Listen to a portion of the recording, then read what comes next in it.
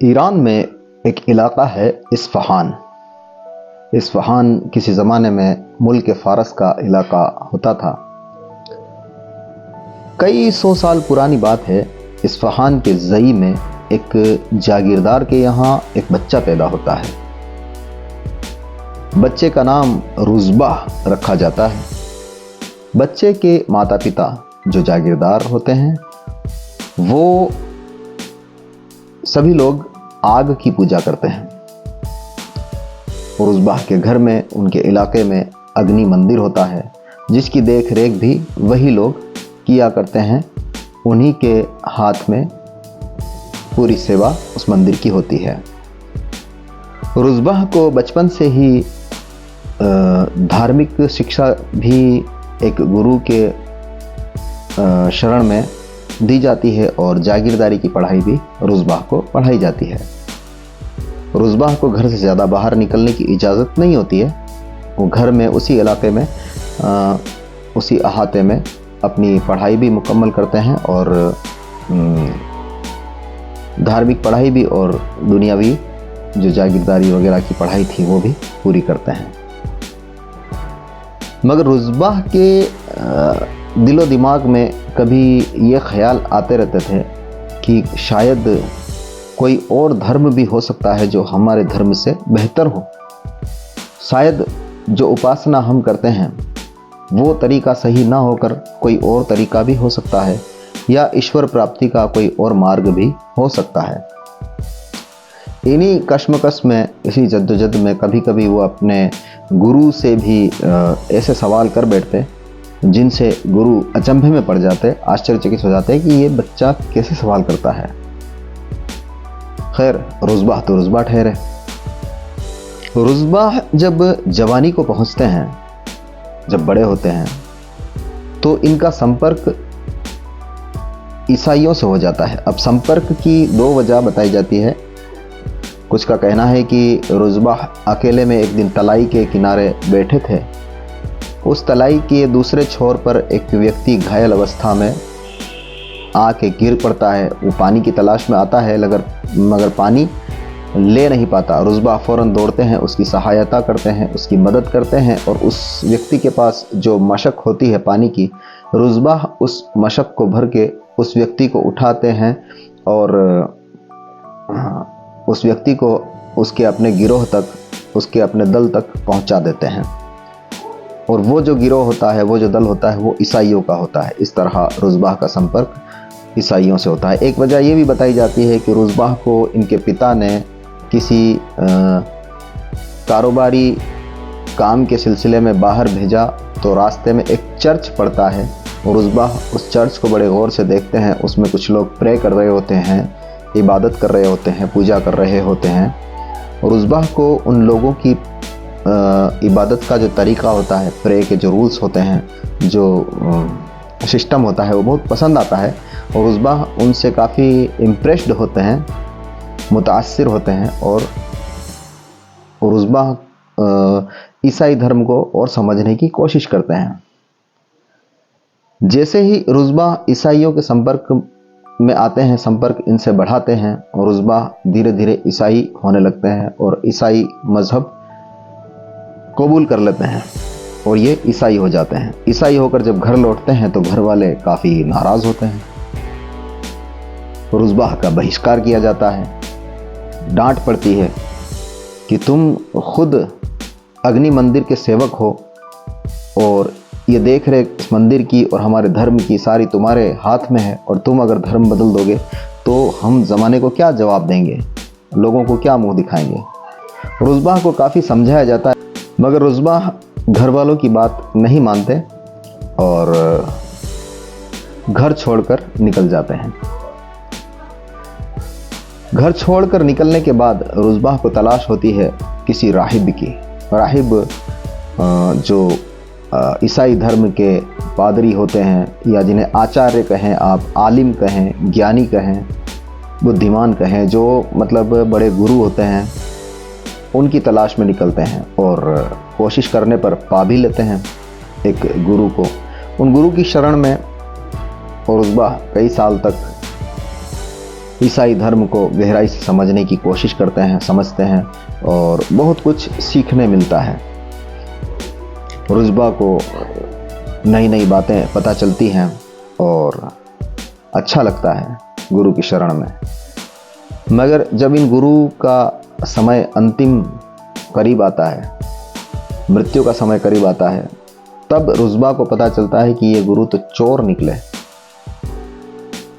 जी हाँ, ये तो लोगों की जो दान दक्षिणा की वस्तुएं, जो सोना चांदी वगैरह आश्रम में लोग देते हैं, उस रकम को चुरा कर छुपा कर अपने ख़जाने में इकट्ठा कर रहे होते हैं। रुज़बा इस बात से काफ़ी नाराज़ होते हैं कि हम जो उपदेश लोगों को देते हैं, मेरे गुरु खुद उन उपदेशों का पालन नहीं करते। रुज़बा लोगों को यह बात बताते हैं, मगर इस दौरान गुरु की मृत्यु हो जाती है। खैर, रुज़बा लोगों को यह बातें बताकर, लोगों को वो खजाने दिखाकर वहाँ से आगे चल पड़ते हैं किसी और गुरु की तलाश में। भटकते घूमते रुज़बा इराक पहुँचते हैं। इराक के मौसूल शहर पहुँचते हैं। मौसूल में एक और राहिब से रुज़बा की भेंट होती है, मुलाकात होती है। उन राहिब को रुज़बा बताते हैं कि मैं इस्फ़हान से चला हूँ, मैं पहले अग्नि पूजा किया करता था और फिर मैं ईसाई हुआ, एक गुरु की शरण में रहा और वहाँ से मैं आपके पास आया हूँ और आप मुझे आगे का मार्गदर्शन दीजिए, आगे की शिक्षा दीक्षा मेरी आप पूरी कीजिए। अब इन गुरु के शरण में रुज़बा अपने दिन रात गुजारने लगे और लोगों को ईसाई धर्म के बारे में बताने लगे, लोगों को उपदेश देने लगे, लोगों की सेवा करने लगे, समाज की सेवा करने लगे। कई साल गुजरने के बाद जब ये राहिब, ये आचार्य, ये गुरु भी अपनी मृत्यु का करीब पहुंचने लगे, तो रुज़बा ने उनसे पूछा कि अब मैं आपके बाद कहाँ जाऊँगा? आप मुझे आगे निर्देश दीजिए कि मैं किसके पास जाऊँगा, क्योंकि मेरी जो तलाश है, मेरी जो जुस्तजू है, जिस राह को मैं ढूंढना चाहता हूँ, जिस ईश्वर तक मैं पहुँचना चाहता हूँ, अभी मेरी मंजिल बहुत दूर है। मैंने कुछ हासिल इतना नहीं किया है, जो मुझे चाहिए वो मुझे अभी मिला नहीं है। आप बताइए कि मैं आगे कहाँ जाऊँ। वो गुरु रुज़बा को बताते हैं कि देखो रुज़बा, इस इलाके में यानी पूर्वी गोलार्ध में तो मेरे जैसा, मेरी टक्कर का, मेरे लेवल का कोई आलिम, कोई राहिब, कोई आचार्य नहीं है। हाँ, अलबत्ता यहाँ से दूर अरब के जजीरे में एक राहिब हैं, एक आचार्य, एक गुरु, एक आलिम है। तुम वहाँ अगर जाओ तो हो सकता है वहाँ से तुम्हें बहुत कुछ मिले। रुज़बा ने उनसे पूछा, अब मुझे किस तरफ जाना होगा? उन्होंने बताया कि ये जो सितारा दिखाई दे रहा है, तुम इसकी तरफ चल पड़ो। रुज़बा देर किए बिना वहाँ से निकल पड़ते हैं और जज़ीरा अरब में उन राहिब के पास रुज़बा पहुँचते हैं और उनकी सेवा में लग जाते हैं। वहाँ भी कई साल गुजरते हैं। इस अंतराल में रुज़बा जब इस्फ़हान से चले थे, इस्फ़हान से मौसूल और मौसूल से अरब जज़ीरे, तब तक रुज़बा की काफ़ी उम्र हो जाती है। इनकी दाढ़ी और इनके सिर के बाल पूरे सफ़ेद हो चुके होते हैं, चेहरे पर झुर्रियाँ पड़ जाती हैं, मगर चेहरे पर एक तेज होता है, एक नूर होता है। अब अरब जज़ीरा अरब के इन राहिब की शरण में जब रुज़बा होते हैं, तो ये जो राहिब हैं, ये जो आचार्य हैं, ये ईसाई धर्म के पादरी हैं आप, तो ये रुज़बा को बताते हैं कि मैं अब दुनिया छोड़कर जाने वाला हूँ, मेरे भी मृत्यु का समय आ रहा है, अनकरीब मैं दुनिया छोड़कर चला जाऊँगा।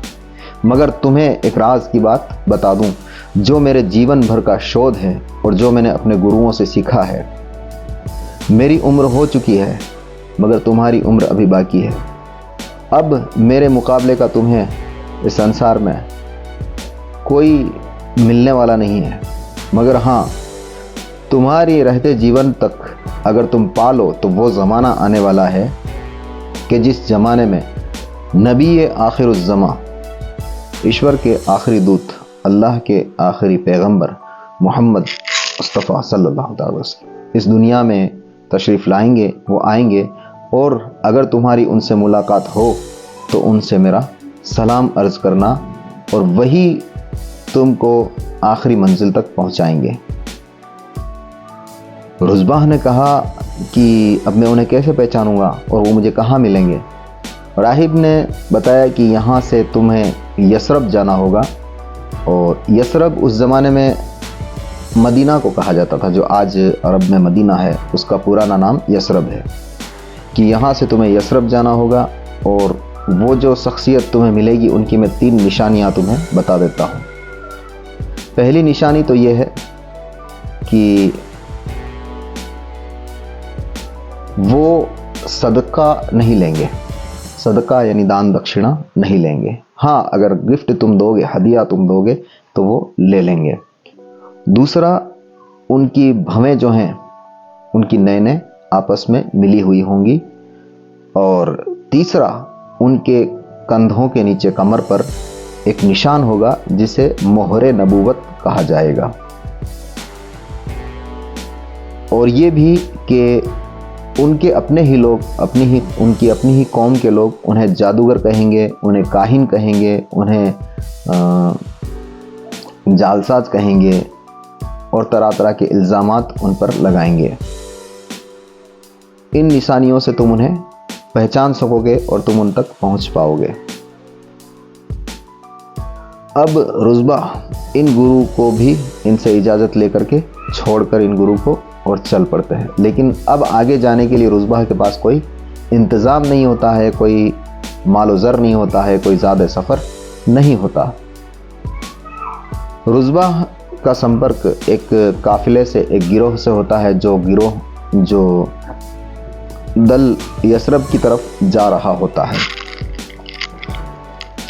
रुज़बाह उन लोगों से कहते हैं कि मुझे भी यसरब ले चलो, और मुझे काफ़ी सालों से इस मकाम की जुस्तजू है, और जो मकाम मुझे यसरब में मिल सकता है, जो मंजिल मेरी यसरब में है, तुम मुझे वहाँ ले चलो। काफ़िले वाले कहते हैं कि तुम्हारे पास माल ज़र नहीं है, तुम्हारे पास कोई इंतज़ाम नहीं है, हम तुम्हें कैसे ले जा सकते हैं, आप हमारे सरदार से मिल लीजिए। रुज़बाह उस काफ़िले के सरदार से मिलते हैं। सरदार उन्हें ग़ुलाम रख लेता है। उस ज़माने में ग़ुलाम और दास खरीदे बेचे जाते थे, ग़ुलामों और दासों का सौदा होता था। काफ़िले वाले जो दल वाले होते हैं वो रुज़बाह को अपने साथ रख लेते हैं एज अ सर्वेंट, ग़ुलाम के तौर पर, और यसरब में ले जाकर उन्हें बेच दिया जाता है। अरब में ले जाकर के उन्हें बेच दिया जाता है। अब रुज़बाह को जो ख़रीदता है, उनका जो ओनर होता है, जो मालिक होता है, उसके बहुत बड़ा एक फार्म हाउस होता है खजूरों का, वहाँ पर रुज़बाह को काम पे रख लिया जाता है। रुज़बाह को वहाँ खजूरें चुनने का काम दिया जाता है। और रुज़बाह काफ़ी एजेड हैं, उम्र दराज हैं, बुज़ुर्ग हैं। अब वे वहाँ खजूरें चुनते हैं और अपनी ज़िंदगी गुजारते हैं, और इस इंतज़ार में होते हैं कि कब वो ज़माना आएगा कि मोहम्मद अरबी सल्लल्लाहु आखिरी नबी इस दुनिया में आएंगे और मेरी उनसे मुलाकात होगी। रुज़बाह की जो उम्र बताई जाती है, वो उम्र, कुल उम्र रुज़बाह की 250 से लेकर 350 साल तक बताई जाती है। कुछ लोग 250 साल की उम्र बताते हैं रुज़बाह की, कुछ 300 साल बताते हैं, और कुछ 350 साल बताते हैं कि कुल उम्र रुज़बाह की हुई। इतनी तवील उम्र के ये शख्सियत गुजरी है दुनिया में। खैर, रुज़बाह खजूरों के उस फार्म हाउस में काम करते हुए इंतज़ार करते हैं कि कब वो समय आएगा कि मैं अपनी मंजिल पर पहुंचूंगा। उसी फार्म हाउस में काम करते करते, मजदूरी का काम करते करते रुज़बाह सुपरवाइज़र तक भी पहुंच जाते हैं। और एक रोज़ खजूरें चुनते हुए या खजूरें तोड़ते हुए रुज़बाह के कान में यह आवाज़ गूंजती है कि मोहम्मद आ चुके हैं और अरब में इस्लाम धर्म का प्रचार प्रसार हो रहा है। रुज़बाह जिस तरह बन पड़ा, कोशिश करके मोहम्मद अरबी सल्लल्लाहु अलैहि वसल्लम तक पहुँचे। वहाँ मजलिस लगी हुई थी, सारे सहाबा, सारे साथी, सारे ग़ुलाम, सारे दास, सारे संत वहाँ बैठे हुए थे। वो मोहम्मद अरबी सल्लल्लाहु अलैहि वसल्लम उन लोगों के बीच में तशरीफ़ फरमा थे। रुज़बा अपनी मेहनत की खजूरें लेकर के उनके सामने भेंट करते हैं, तो मोहम्मद सल्लल्लाहु अलैहि वसल्लम उनसे पूछते हैं कि क्या यह सदका है या दान दक्षिणा है। रुज़बा समझ गए कि ये सदका नहीं लेते, पहली निशानी मिल गई।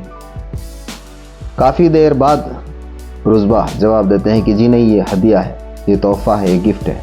तब हज़रत मोहम्मद मुस्तफ़ा सल्लल्लाहु अलैहि वसल्लम उनमें से कुछ खजूरें उठाकर तनावुल फरमाते हैं, खाते हैं, और बकिया खजूरें सारी मजलिस में बांट दी जाती हैं, तकसीम कर दी जाती हैं।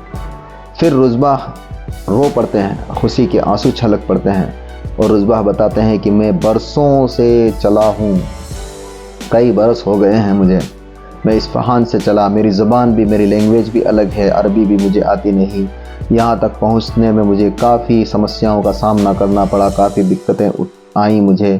और मैंने पहले हम अग्नि पूजा किया करते थे, फिर मैंने ईसाई धर्म कबूल किया, मैं ईसाई रहा, और मुझे आप तक पहुँचाया गया। मुझे पिछले गुरु ने बताया और उन्होंने 3 निशानियाँ आपकी बताई थी, उनमें से मैंने 2 निशानियाँ देख ली, और मोहर नबूवत अगर देख लूँ, जब मोहर नबूवत रुज़बा को बताई गई, रुज़बा मुसलमान हो गए, और रुज़बा का नाम रखा गया हज़रत सलमान फ़ारसी।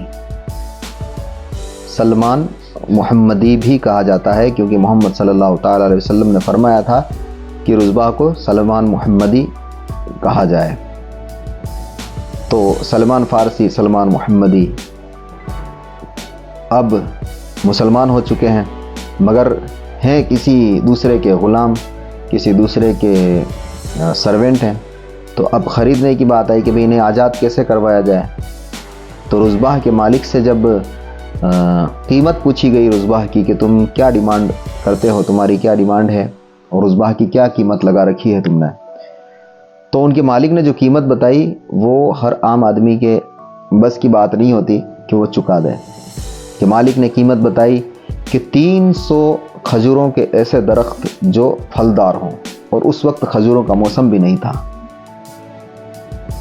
और उसके साथ 40 ओकिया सोना, 40 ओकिया सोना। ये ओकिया एक मिकदार होती है, एक क्वांटिटी होती है गोल्ड की, 213 ग्राम तकरीबन एक ओकिया में होता है। 40 ओकिया सोना और 300 दरख्त खजूरों के जिन पर खजूरें लग रही हों। खैर, रकम का इंतज़ाम तो कर लिया गया। अब वो दरख्तों की जो बात आई कि 300 दरख्त खजूरों के कहाँ से लाए जाएं, ये बात तारीख़ में, इतिहास में बड़ी मशहूर है कि मोहम्मद सल्लल्लाहु अलैहि वसल्लम ने अपने हाथों से 300 पौधे खजूरों के लगाए और पानी दिया गया, और जो खजूरें 3 साल में या 5 साल में बड़ी होकर के उन पर फल आते थे, उन खजूरों के पेड़ों पर कुछ ही दिनों में वो खजूरों के पेड़ बन गए पौधों से, और उन पर खजूरें लगी, और उन खजूरों के दरख्तों को और वो जो रकम थी 40 ओकिया सोना, वो सलमान फ़ारसी के आका को, उनके ऑनर को दिया गया, और सलमान फ़ारसी को उनसे ख़रीद कर आज़ाद किया गया। उसके बाद सलमान फ़ारसी ने कई साल मोहम्मद मुस्तफ़ा सल्लल्लाहु अलैहि वसल्लम की सेवा में, उनके साथ उनकी खिदमत में गुजारे। कई वाक़यात हुए, यहाँ तक कि मोहम्मद सल्लल्लाहु अलैहि वसल्लम दुनिया से रुखसत भी हो चुके, दुनिया से पर्दा भी कर लिया, मगर सलमान फ़ारसी अब भी मौजूद हैं।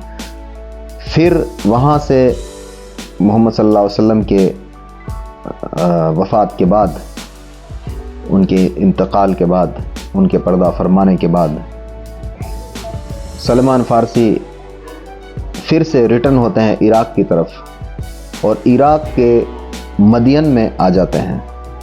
मदियन में उनका बड़े ज़ोर शोर से स्वागत किया जाता है, इस्तकबाल किया जाता है, क्योंकि ईरान से जब इराक़ और इराक़ से अरब गए थे तो उस रास्ते में काफ़ी तजुर्बात, काफ़ी एक्सपीरियंसेस इनको हो चुके थे, और उन इलाक़ों से काफ़ी ये वाकिफ़ थे, और फ़ारसी इनकी अपनी लैंग्वेज थी।